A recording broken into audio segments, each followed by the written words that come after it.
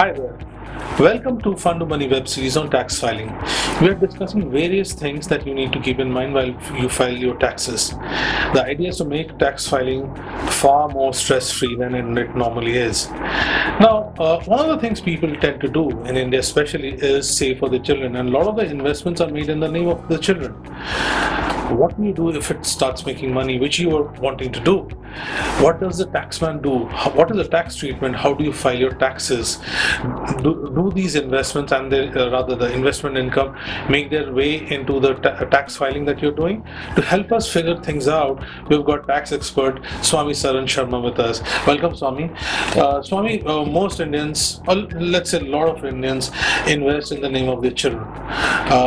When you do invest in your name for your children, that's got a separate tax treatment. What happens if you have invested in the name of your children? How does that figure out and pan out in tax filing? So when a child makes money, child is not a assessee in his or her own right. So all that income earning, since the source is that of the parent, all that money is included, all that income is included in the parent's income. Okay. It depends that if the father has gifted that amount, then it is added into the father's income, or it is added in the mother's income. But whosoever is giving that money, whosoever is providing the source of that money.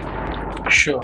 So whoever has provided money for that particular investment, we're talking about parents, the investment income gets clubbed with that person. So that does clear up quite a few cobwebs. Thank you so much, Swami. There's actually a lot more information on tax filing that we're letting out. That's all out there in our social media platforms, and of course it's there at our website www.fundtomoney.com.